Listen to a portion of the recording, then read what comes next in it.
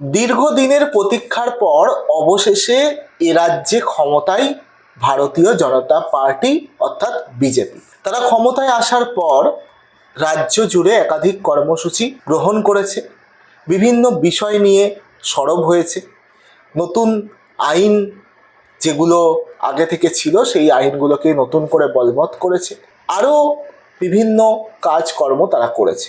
এবার আরও একটি বড় সিদ্ধান্ত দেখা গেল বঙ্গে বিজেপি সরকার আসার পর, নামের পরিবর্তন। হ্যাঁ, কলকাতা পৌরসভার অন্তর্গত একটি রাস্তার নাম পরিবর্তন করা হয়েছে, যদিও সেটি কলকাতা পৌরসভা কর্তৃকই করা হয়েছে, এবং সেই নাম পরিবর্তনকে সাধুবাদ জানিয়ে কলকাতা পৌরসভাকে ধন্যবাদ জ্ঞাপন করে ফেসবুকে পোস্ট করেছেন মুখ্যমন্ত্রী শুভেন্দু অধিকারীও।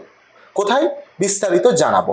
আপনারা দেখছেন N24 টিভি, সঙ্গে রয়েছি আমি সাজিদ। কলকাতার পার্ক সার্কাস এলাকা, সেখান থেকে একটি লেন বা রাস্তা চলে গেছে কসাইপাড়া লেন।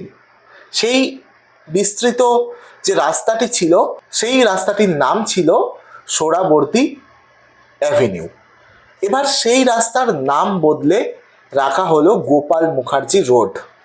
পশ্চিমবঙ্গ দিবসের দিনেই এমন সিদ্ধান্ত নেওয়া হয়েছে কলকাতা পুরসভার তরফে।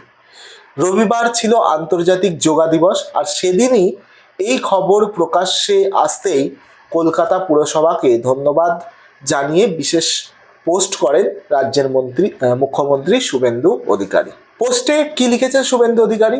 পোস্টে তিনি বলেন যে পশ্চিমবঙ্গ দিবসের শুভক্ষণে সোহরাবর্দী অ্যাভিনিউয়ের নাম পরিবর্তন করে স্বর্গীয় গোপাল মুখার্জির নামে গোপাল মুখার্জি রোড নামকরণ করার জন্যে কলকাতা মিউনিসিপ্যাল কর্পোরেশনের গৃহীত এই ঐতিহাসিক সিদ্ধান্তকে আন্তরিকভাবে সাধুবাদ জানায়। এটি শুধুমাত্র একটি নাম পরিবর্তন নয়, ইতিহাসের এক গুরুত্বপূর্ণ সংশোধন। দীর্ঘদিন ধরে কলকাতার প্রাণকেন্দ্রে এমন এক ব্যক্তির নাম বহন করা হয়েছে যার ভূমিকা বিভাজন ও রক্তক্ষয়ের ইতিহাসের সঙ্গে জড়িত। আজ সেই অধ্যায়ের সংশোধন করে সাহস, আত্মত্যাগ ও রক্ষকের প্রতীক শ্রী গোপাল মুখার্জিকে যথাযোগ্য সম্মান জানানো হলো। এখন সময় পশ্চিমবঙ্গের প্রকৃত নায়কদের স্মরণ করার, তাদের অবদানকে মর্যাদা দেওয়ার এবং ইতিহাসের ভুলগুলো সংশোধন করার। এই পোস্ট ধন্যবাদ জ্ঞাপন করে এতটা লেখা লিখেছেন মুখ্যমন্ত্রী শুভেন্দু অধিকারী তার সোশ্যাল মিডিয়ায়। এই রাস্তার নাম আগে ছিল সোহরাবর্দী অ্যাভিনিউ, এখন পরিবর্তন করে গোপাল মুখার্জি রোড করা হলো। ইতিহাস অনুযায়ী যদি বলি, এই গোপাল মুখার্জি কে ছিলেন তার বিষয়ে যদি না জেনে থাকেন তাহলে সেটা বলি যে তৎকালীন সময়ে কলেজ স্ট্রিট, কলকাতার যে কলেজ স্ট্রিট, সেখানে গোপাল মুখার্জির একটি মাংসের দোকান ছিল। সেখান থেকেই তিনি পরিচিত হয়েছিলেন গোপাল পাঠা নামে। 1946 সালে গ্রেট ক্যালকাটা কিলিংয়ের সময় তিনি ভারত জাতীয় বাহিনী নামে একটি সশস্ত্র দল গঠন করেন। ইতিহাস অনুযায়ী মুসলিম লীগের বিক্ষোভের সময় সাধারণ হিন্দুদের রক্ষা করতে এবং পাল্টা প্রতিরোধ করতে এগিয়ে এসেছিলেন এই গোপাল মুখার্জি নামে জনৈক ব্যক্তি।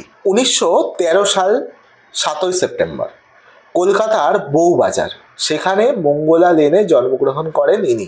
তিনি ছিলেন বিখ্যাত স্বাধীনতা সংগ্রামী ও বিপ্লবী অনুকূলচন্দ্র মুখোপাধ্যায়ের ভাইপো। ছোটবেলা থেকেই নেতাজি সুভাষচন্দ্র বসুর আদর্শে গভীরভাবে অনুপ্রাণিত ছিলেন তিনি। মাংসের দোকান তো সামলাতেনই, তার পাশাপাশি কুস্তি লড়তেও ভালোবাসতেন খুব। 1945 সালে দ্বিতীয় বিশ্বযুদ্ধের সমাপ্তির পর কলকাতায় মোতায়েন মার্কিন সৈন্যদের কাছ থেকে তিনি এবং তার দল বেশ কিছু রিভলভার, 45 বোরের পিস্তল এবং গ্রেনেড সংগ্রহ করেছিলেন। পরে প্রতিরোধের সময় কাজে লেগেছিল এই অস্ত্রশস্ত্র। তবে মহাত্মা গান্ধীর আদর্শের সঙ্গে তার মিল না থাকায় বিতর্ক হয়েছিল বলে জানা যায়। জীবনের শেষ ভাগে সমাজ সেবায় যুক্ত হন এই গোপাল মুখার্জি। তিনি দুস্থদের জন্য ন্যাশনাল রিলিফ সেন্টার খোলেন। 2005 সালের 10ই ফেব্রুয়ারি বউবাজারে নিজের বাড়িতেই মৃত্যু হয় তার। এই যে তার বিষয়ে যে ইনফরমেশনটা দিলাম, আমরা এটা গুগল থেকে, ইন্টারনেট থেকেই সংগৃহীত। তো এই গোপাল মুখার্জি, যিনি পরিচিত ছিল গোপাল পাঠা নামে, তার নাম অনুসারেই এই যে কলকাতার যে লেন নাম পরিবর্তন রাস্তার সেটা কিন্তু করা হয়েছে। দেখুন, আমরা দেখেছি একাধিকবার, সেটা ইউপির ক্ষেত্রে দেখেছি, অন্য রাজ্যের ক্ষেত্রে দেখেছি যে নাম পরিবর্তন কিন্তু করা হয়।